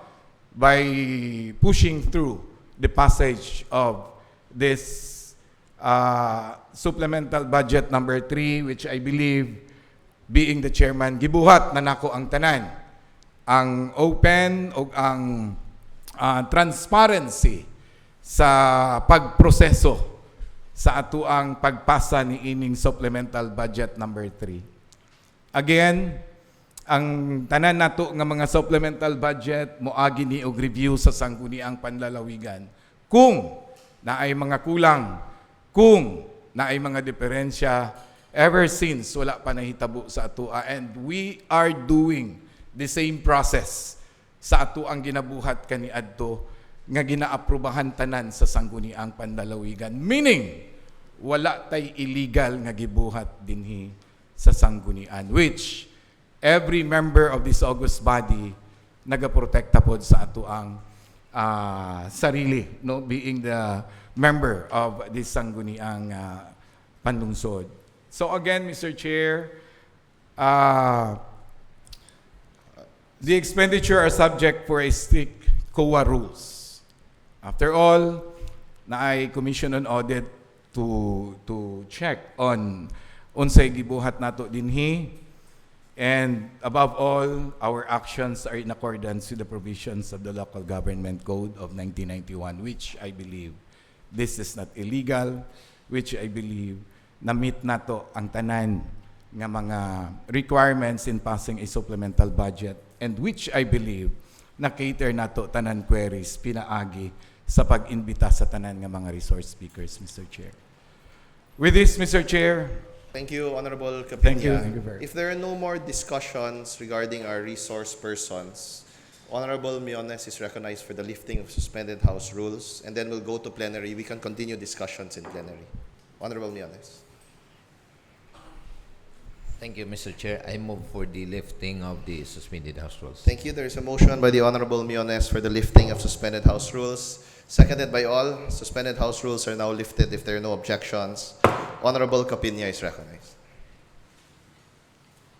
thank you very much, Mr. Chair. As I stated a while ago, again, this matter is under discussion, supplemental budget number 3, series of 2025, had been properly discussed by the local finance committee members last Friday during our second special session.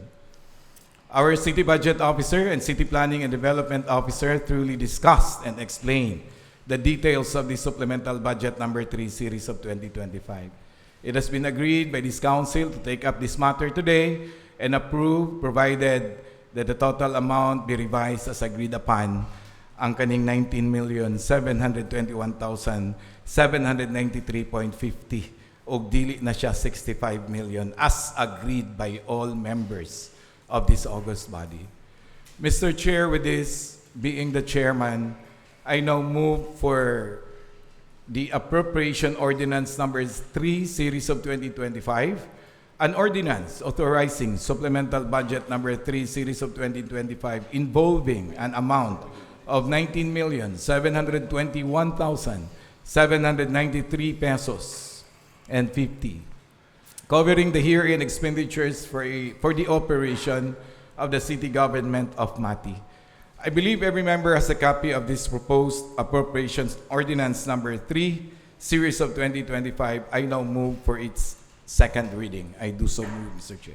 Thank you. There's a motion by the Honorable Capinya for the approval of appropriation ordinance number 5. Tama ba? Number 3. Number 3 on its second reading. Does any member second the motion? Seconded by Honorable Dayang-Hirang, Alcantara, Valera, Macaubos, and Rodriguez. Are there any objections? Objections? If there are objections, let's divide the House. I'll count again as Philippine rules. Yes, please. First, those in favor of appropriation ordinance number 3 on its second reading, please raise your hand again. Please take note, Mr. Secretary. Honorable Valera voted for the measure. Honorable Alcantara, Honorable Dayang-Hirang, Honorable Capinya, Honorable Macaubos, and Honorable Rodriguez voted for the measure. Those objecting, each objecting member can have a statement. Please raise your hand. Please take note, Mr. Secretary, of the objecting members. Sorry.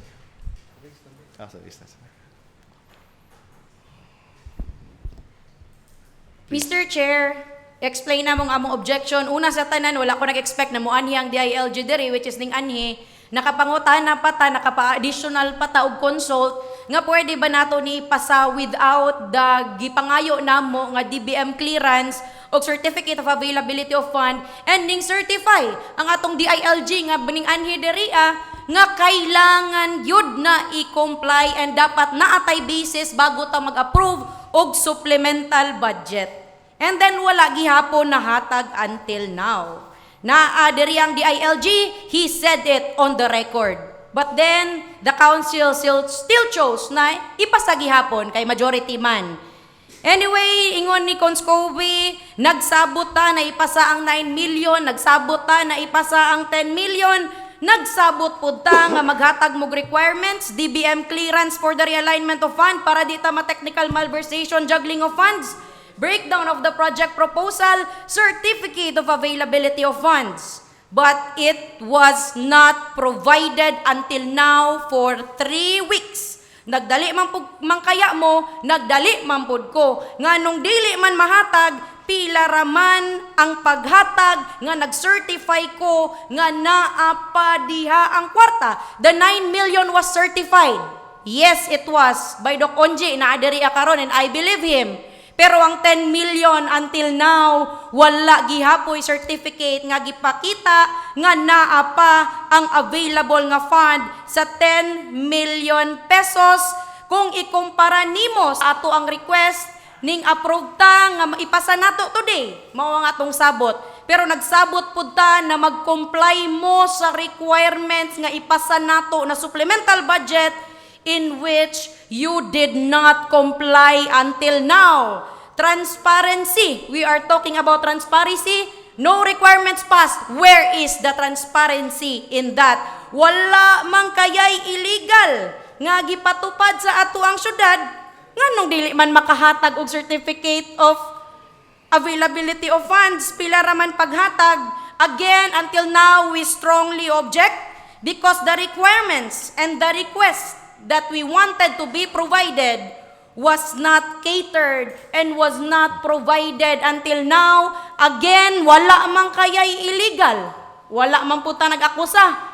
Pero katungod nato magduda and katungod nato mag-checks and balances sa kwarta, sa katawhan, sa syudad sa Mati for the sake of transparency. Again, wala man kaya'y illegal, pilaray paghatag og certificate of availability of fund.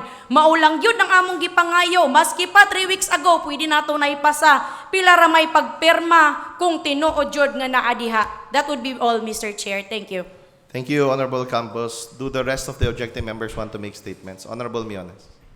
Thank you so much, Mr. Chair. I have been in public service for 18 years, being a city councilor for 9 years. We know that one of the requirements, and especially talking of appropriation, is the availability of funds. It is very clear. That is one of the very important requirements. Pero in so many times, atong giduso without doubt.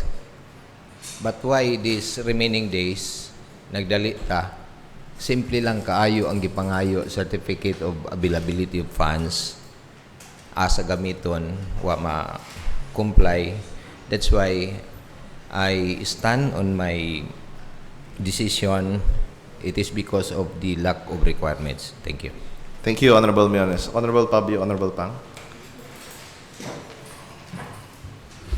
Thank you, Honorable Presiding Officer.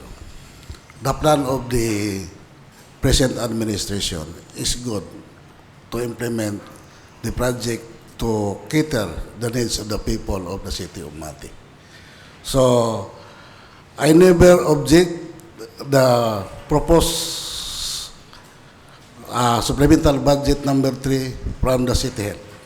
In fact, I am the committee chairman of Committee on Health and Sanitation. But to protect the institution, 7 City Council of City of Mati, and also to protect the people of City of Mati, the money paid taxes to the government. So, I vote no for the reason to provide all the documents needed before passing the supplemental number 3. Thank you, Honorable Presiding Officer. Thank you, Honorable Pabio. Noted on your comments. Honorable Pang. Good afternoon, everyone. In my explanation about my vote, I voted to object because it's simple. Sena Campus asked for the certain documents which was agreed, including in the last special session. It is very simple that we adopt the 19 million at the same time to provide the necessary documents. And until now, there's no necessary documents presented. So we understand that this is not our money. It is the money of the people. So we should be clear and transparent to any budget approved and appropriated. So I stand with my, it is urgent, I know it is urgent, but we should follow the correct process and rules asked and agreed upon. So I stand with my decision, Mr. Chair. Thank you. Thank you, Honorable Pang. Appropriation, based on the voting members who casted their vote, appropriation ordinance number 3 is approved on its second reading. Honorable Capinia, the floor is still yours. For the next. Mr. Chair, if there is no objection, I wish to have an approval from the members of this august body that this appropriation ordinance number 3 be tackled under unassigned business. Suspended House rules, Mr. Chair. Thank you. There's a request by the Honorable Capinia that appropriation ordinance number 3 be tackled under unassigned business under suspended House rules. Are there any objections? Are there any objections? If there are none, please take note, Mr. Secretary. Honorable Miones is recognized. Yes. Since I'm sorry, Mr. Chair. I asked for the, because supposed to be, I have to object the decision of the chair to tackle it up. to tackle this matter under for the third and final reading. Since there is an objection from the floor, it needs 2/3 votes of all members. A few minutes recess is declared.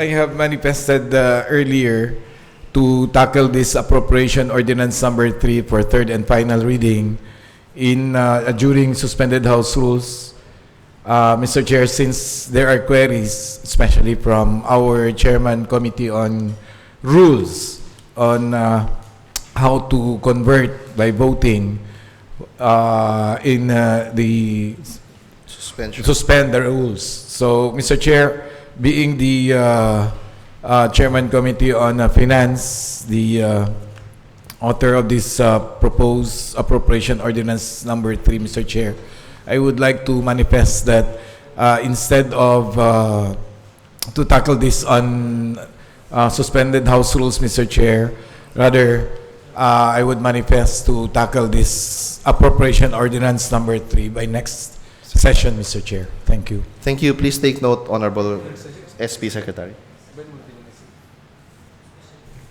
24 na Dapat